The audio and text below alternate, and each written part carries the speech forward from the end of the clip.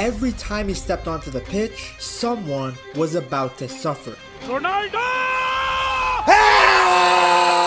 From destroying defenders in the Premier League to silencing the Camp Nou, Cristiano Ronaldo has left a trail of broken victims. But we lost against him, not against United. From Lamine Yamal to Diego Sims. But we lost against him. Cristiano Ronaldo has left a trail of broken victims. But we lost against him, not against United. From Lamine Yamal to Diego Simeone to Manuel Neuer. Who are Ronaldo's biggest victims and which teams feared him the most? Like, fuck, man.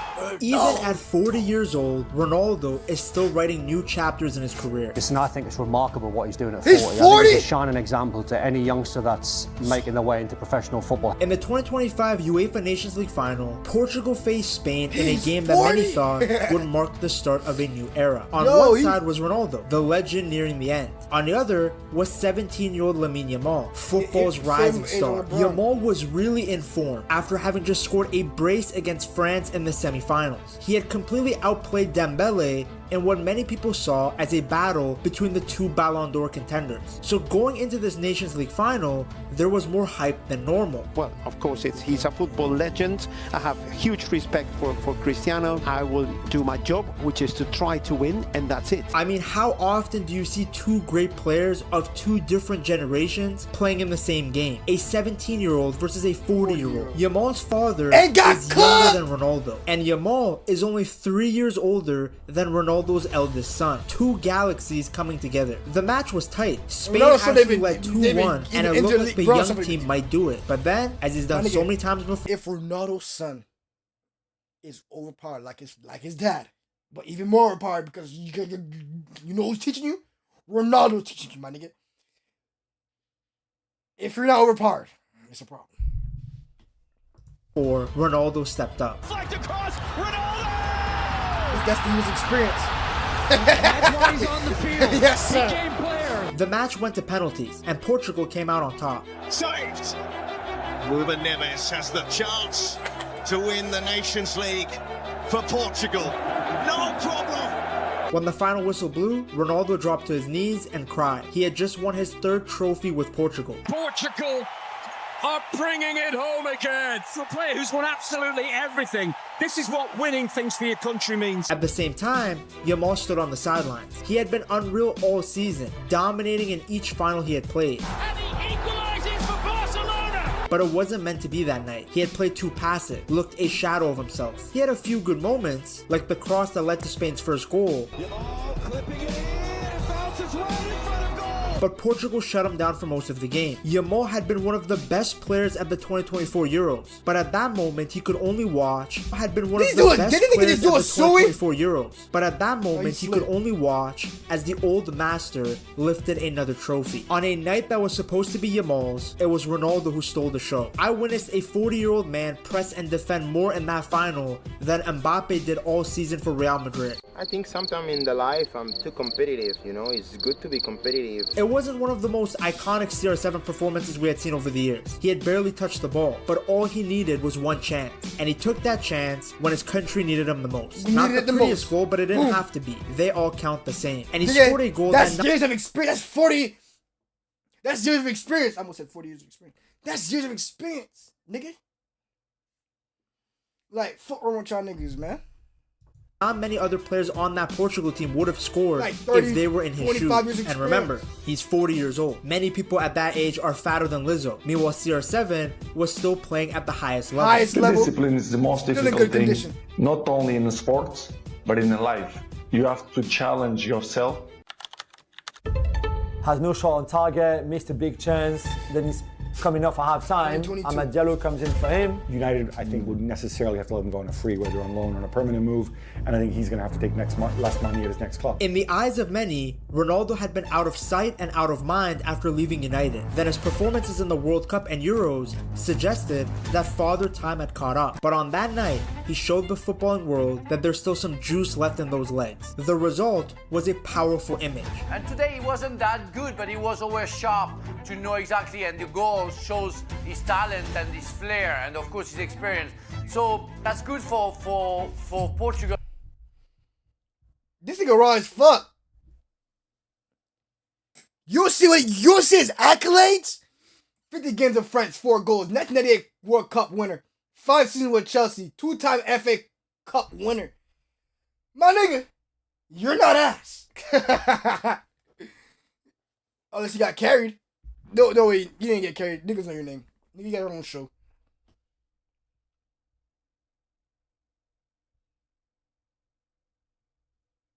And for the next year, Ronaldo lifting the Nations League trophy high in the air while Yamal looked on. The king wasn't ready to give up his throne just yet. When we talk about Ronaldo's iconic performances for Portugal and his victims, it's impossible not to discuss Sweden. It was November of 2013. Portugal and Sweden were fighting for a spot at the 2014 World Cup. Only one team could make it. It was supposed to be a battle between two giants, Cristiano Ronaldo versus Zlatan. The Ibrahimovic v Ronaldo show that will decide whether Sweden or Portugal go to the World Cup in Brazil. One would go to Brazil, the other would watch the tournament from their couch. And this was a big deal because both players were incredibly in form for their respective club teams.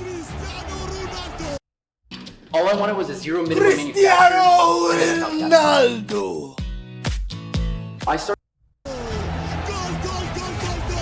Ronaldo was killing it for Real Madrid, and Zlatan was at his peak at PSG.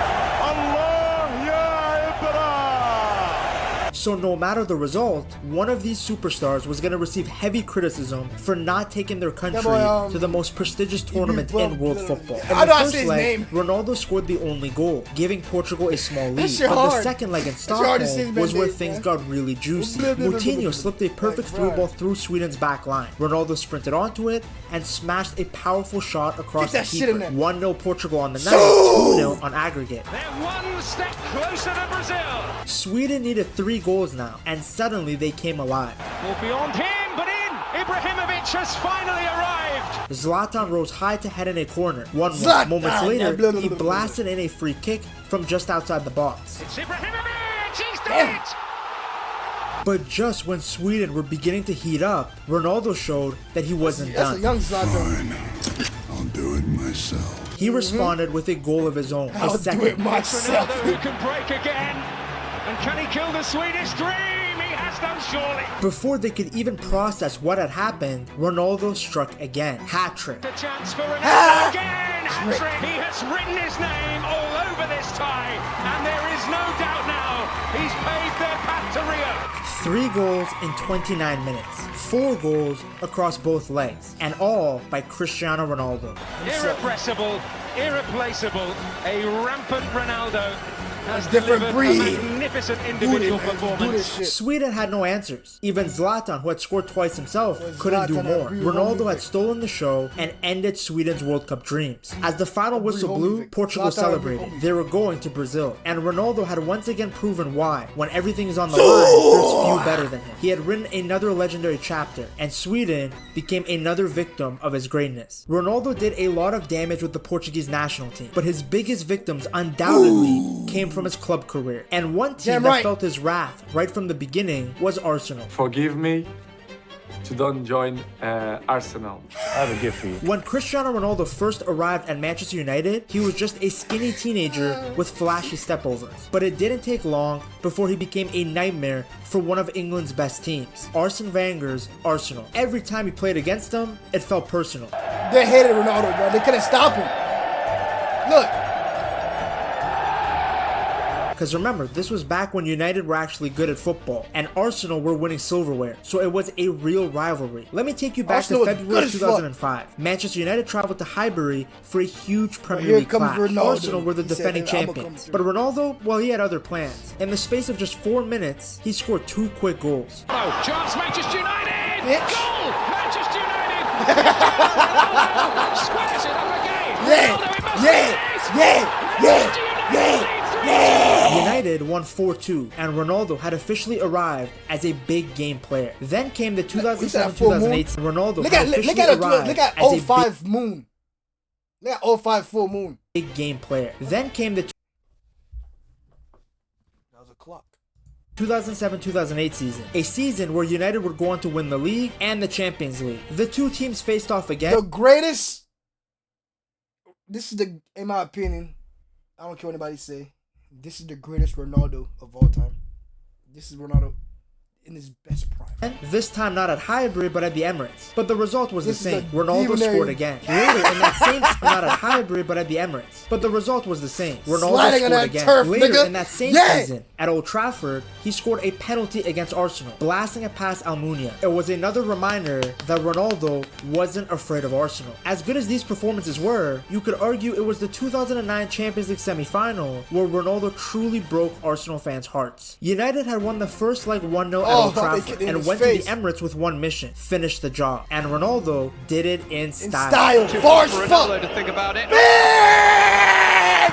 Absolutely sensational. United were heading to the final, and Arsenal were done. Ronaldo finished the game with 2 goals and an assist. Wenger stood on the sidelines helpless. After the match, he even admitted Arsenal had no way of stopping Ronaldo. Years later, he even confessed how close the Gunners were to signing Ronaldo when he was just a teenager. I thought it was possible, and if he had been a fraction quicker. But instead of wearing red and white, Ronaldo spent years tearing Arsenal apart. Ronaldo dominated England, but his biggest victim was actually in Spain. Tearing Arsenal apart. Was actually in Spain. Ronaldo Oblak. Tearing Arsenal apart.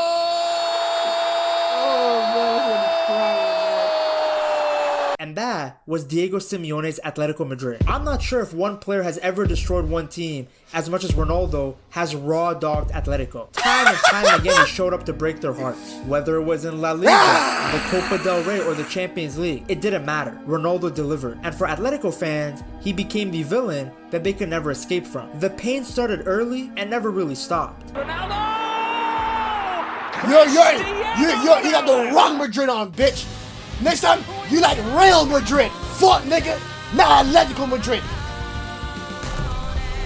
I like Madrid on top every fucking time. Of their first ever Champions League title. They led 1-0 in the final against Real Madrid deep into stoppage time. But then, of course, came the Sergio Ramos equalizer. Then in extra time, Madrid ran riot. And to cap it all off, Ronaldo stepped up in the 120th minute and blasted home a penalty, flexing his muscles as Atletico collapsed to the ground. This was just the first time that he denied them European glory. Then came 2016, another Champions League final, and with it, another nightmare. This time, the game went all the way to penalties.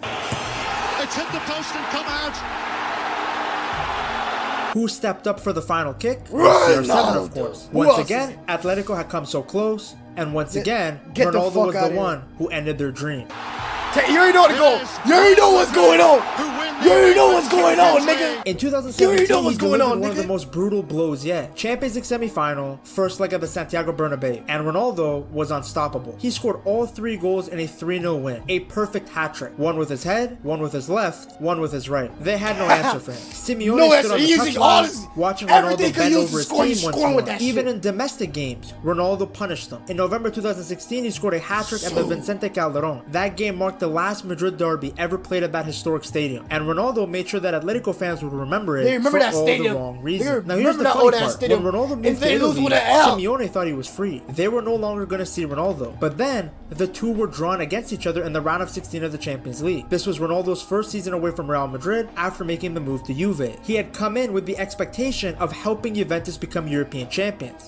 Como disse também, nos últimos 4 anos fui a 2 finais de Champions, por isso eu acho que é passo à frente na minha carreira, conquistar coisas juntos e a Juventus me meter num patamar ainda maior e eu também ajudar a meter a Juventus ainda num patamar superior. But Atletico Madrid felt this was their opportunity. ¿Tuviste ese aroma que cambia la cosa? After all, Ronaldo was no longer with Real Madrid. Having Mr. Champions League be on the team that is considered the kings of the competition was a pretty unfair combo. There was hope among Atletico Madrid fans that while talented, Juventus had some weaknesses. After all, they had lost to United and Young Boys in the group stages. Ronaldo was also older. They saw this as a moment of redemption and took it. They beat Ronaldo and the old lady 2-0 in the first leg. What a weird sentence. So going into the second leg, there was extreme pressure on Ronaldo's shoulders. He had to show that he was still a top player, that the large fee paid for him was justified, and that he could still find success in the Champions League without Los Blancos.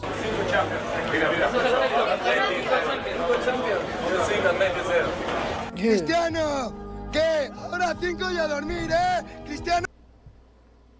Fam, he spit out twice. I would have been like, God, why? I would have been like, why is Atletico Madrid talking? I own him. I'm their dad. Llorar, a llorar, a Turín, a llorar. They literally asked, they're asking for it. Ni nada, 2-0 y fuera. They're asking for punishment. They're gonna get what they want. Down 2-0, it was going to take a historic performance from Mr. Champions League to bring Juve back from the dead. Tuesday night, let's thinking positive, let's believe it's possible. And that's exactly what he provided. Who's going to be the man to get them out of trouble? Who was going to do it? And there's only ever one man on a memorable night. It's always one man. No surprise who the hero is. Fuck you mean? Has done the damage. After his hat-trick, he celebrated with the Cojones celebration in front of the Spanish fans. It was a direct answer to Simeone's own celebration after Atletico Madrid's second goal in the first leg. He got a fine from UEFA, but Ronaldo had done exactly what he wanted to do. Damn His right. rivalry with Atletico wasn't just about goals, it was about timing. He always delivered in the moments that mattered the most. He had once again shown that he owned Atletico, even when he was in a different country. Own that now, speaking shit. of other countries, we have to move around the globe a bit more to find Ronaldo's next victim. Specifically, we have to go to Germany. No, Ronaldo wasn't eating schnitzels here. He was making the best goalie in the world look like Onana. I'm just kidding. That's disrespectful to Neuer. He actually makes saves. There's always a lot of talk that when players go one-on-one against Manuel Neuer, they sometimes get afraid. Hello, I got Cristiano mad. Ronaldo. Neuer and Bayern Munich. They sometimes get afraid. I don't think they met this guy again.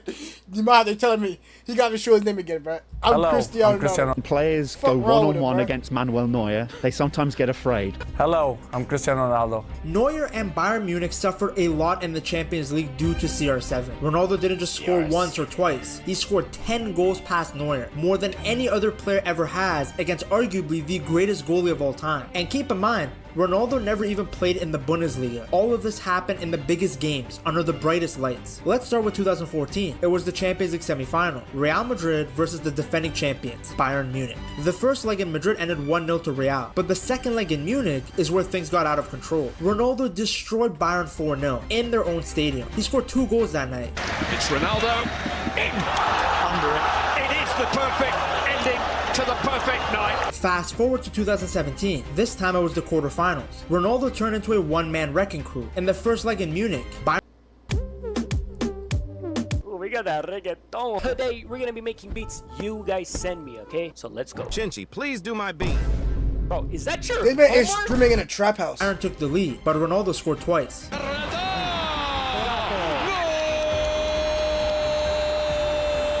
So Then came the second leg at the Bernabeu. Bayern gave everything and even pushed the game into extra time. But that's when Ronaldo took over again.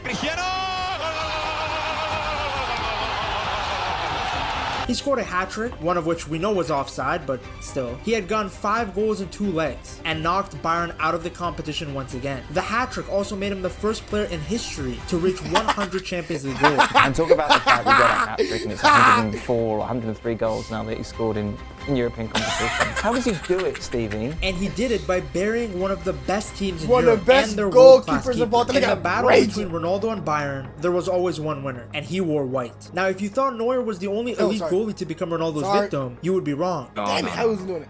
Because Gianluigi Buffon also felt the wrath of CR7's underwear. Before Ronaldo ever wore the black and white stripes of Juve, he was the man who tormented them. Ronaldo's coming in and he's gone there again.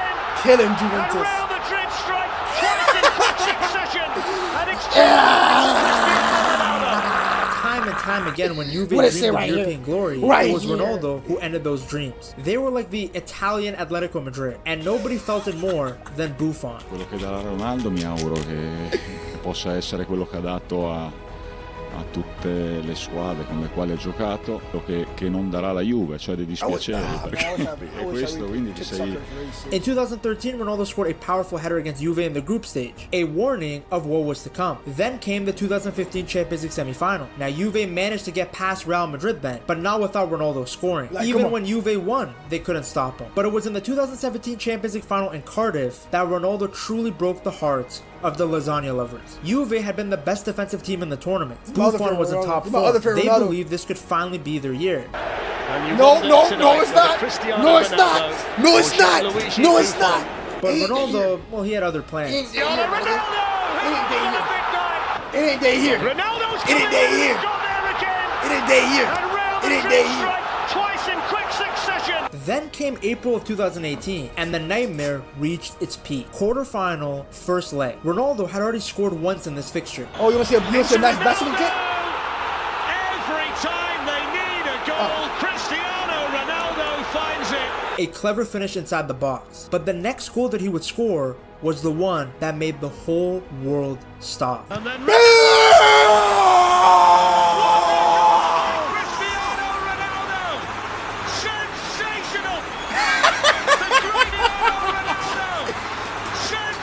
Him!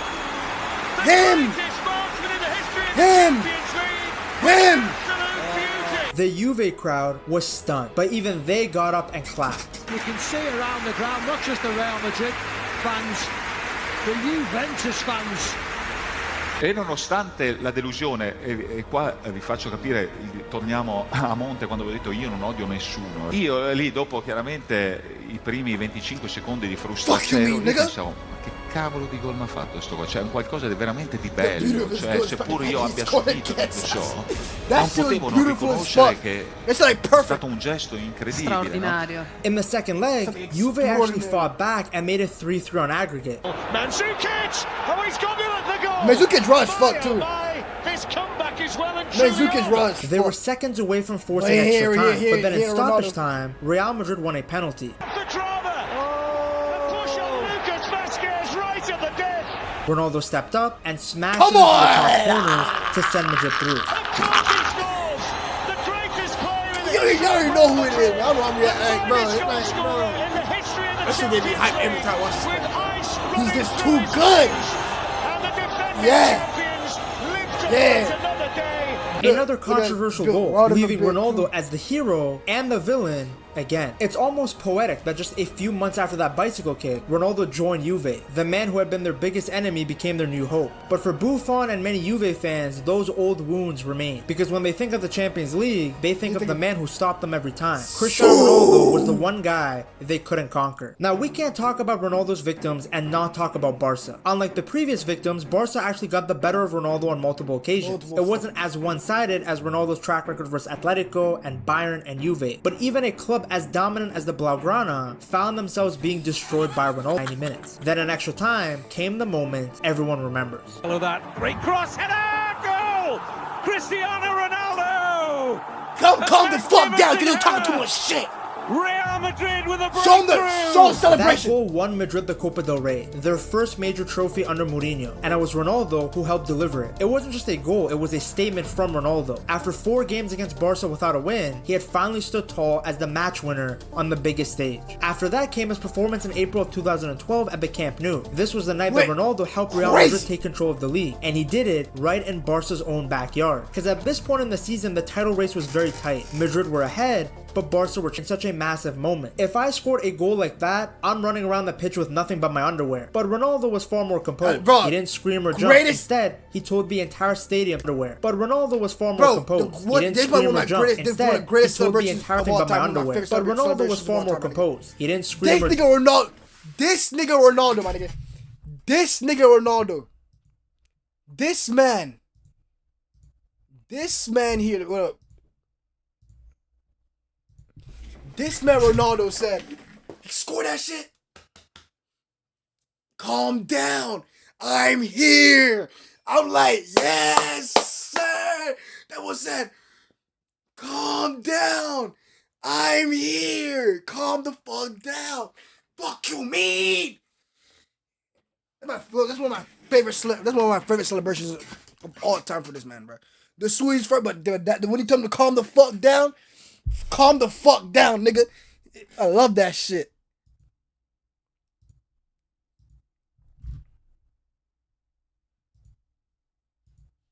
Jump. Instead, he told the entire stadium to calm down. In that moment, he knew the title was theirs. Now, in 2017, when Ronaldo cooked Piqué and put a top bins in the Supercopa de España, he did take his shirt off. Just another iconic moment from CR7. For years, Ronaldo dominated Europe's biggest clubs, breaking Atletico Madrid's hearts, silencing Neuer, ending Arsenal's hopes, and denying Buffon his dream. He beat Zlatan, humbled Yamal, and built a legacy as the ultimate big game player. And even though he's an unk now, a new chapter chapter begins in his journey, because Portugal isn't just about Ronaldo anymore. It's a team full of young stars ready to rise beside him. To see how Ronaldo and Portugal's new generation are building something special, you have to check out this video.